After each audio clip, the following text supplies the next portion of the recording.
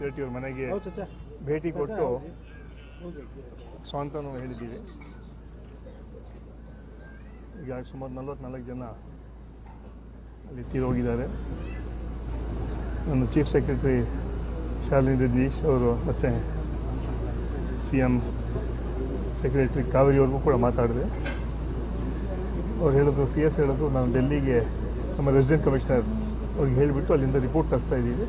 ಯಾಕಂದರೆ ಅಲ್ಲಿಂದ ರಿಪೋರ್ಟ್ ಇನ್ನೂ ಬಂದಿಲ್ಲ ಅಂತ ಹೇಳ್ತಾರೆ. ಯಾಕಂದರೆ ಎಲ್ಲ ಕಂಪ್ಲೀಟ್ ಅದು ಬರ್ನ್ ಆಗಿಬಿಟ್ಟಿದೆ. ಅದು ಮಾಡಿಬಿಟ್ಟು ಅಲ್ಲಿ ಗೌರ್ಮೆಂಟಿಂದ ರಿಪೋರ್ಟ್ ಬಂದಮೇಲೆ ಮುಂದೆ ಏನು ರೀತಿ ಮಾಡಬೇಕು ನಾನು ಮುಖ್ಯಮಂತ್ರಿಗಳ ಹತ್ರ ಮಾತಾಡ್ತೀನಿ.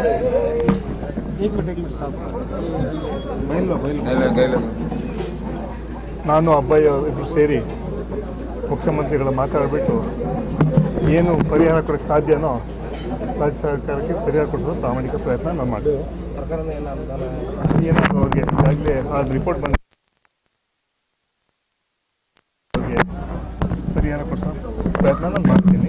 ಅವ್ರಿಗಾಗಲೇ CMಗೆ ಭೇಟಿ ಮಾಡಿ ಕೂಡ ನಾನು ಹೊಸದ ಇಬ್ಬರು ಕೂಡ ಹೋಗ್ಬಿಟ್ಟು ಮೀಟ್ ಮಾಡಿ ಈ ಘಟನೆ ಬಗ್ಗೆ, ಯಾಕಂದರೆ ಅವ್ರ ಮನೆಯವರು ಭಾರಿ ಕಷ್ಟದಲ್ಲಿದ್ದಾರೆ. ಅವ್ರ ತಾಯಿ ಕೂಡ ಹೆಲ್ತ್ ಸರಿ ಇಲ್ಲ ಅಂತ ಹೇಳ್ತಾಯಿದ್ರು.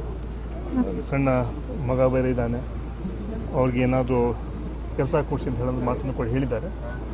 ನಮ್ಮ ಕೈಯಲ್ಲಿ ಏನಾಗುತ್ತೆ ರಾಜ್ಯ ಸರ್ಕಾರದಿಂದ ಏನು ಮಾಡೋಕ್ಕೆ ಸಾಧ್ಯ ಇದೆ ನಾವು ಮಾಡ್ತೀವಿ. ಅಲ್ಲ, ಈಗಾಗಲೇ 3 ಜನ ಕಳಿಸಿದಾರಂತೆ.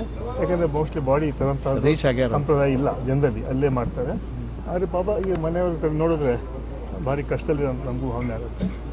CS ಕೂಡ ಈಗ ಮಾತಾಡಿದವ್ರು ಹೇಳಿದ್ರು ಇಮಿಡಿಯೇಟ್ ರಿಪೋರ್ಟ್ ತರ್ಸಕ್ಕೆ ಹೇಳ್ತೀನಿ ನಾನು ಡೆಲ್ಲಿಗೆ. ಅದಾದಮೇಲೆ ಮುಖ್ಯಮಂತ್ರಿ ಚರ್ಚೆ ಮಾಡಿ ಸರ್ಕಾರದಿಂದ ಏನು ಸಹಾಯ ಮಾಡೋಕ್ಕಾಗ್ತದೆ ಮಾಡ್ತೀವಿ.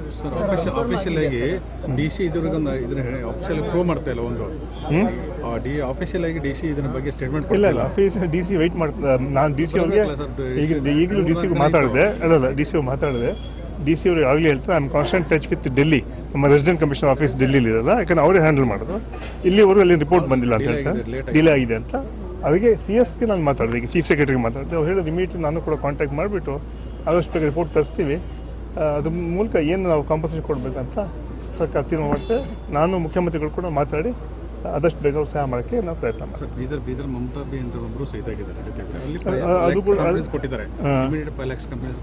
ಅದು ಅಲ್ಲ, ಬಹುಶಃ ಅದು ಆ ಮಾಹಿತಿ ಯಾರು ಇವಾಗಲೂ ಹೇಳಿ ನನಗೆ, ನಾನು ಚೆಕ್ ಮಾಡಿ ಮಿನಿಸ್ಟರ್ ಹೌದು ಆಯ್ತು ಮಾಡಿದ್ರೆ ಇನ್ನೂ ಮಾಡ್ತೀವಿ ಅಂತ ತೊಂದರೆ ಇಲ್ಲ. ಅದನ್ನು ಗಮನಕ್ಕೆ ತರ್ತೀವಿ ನಾವು.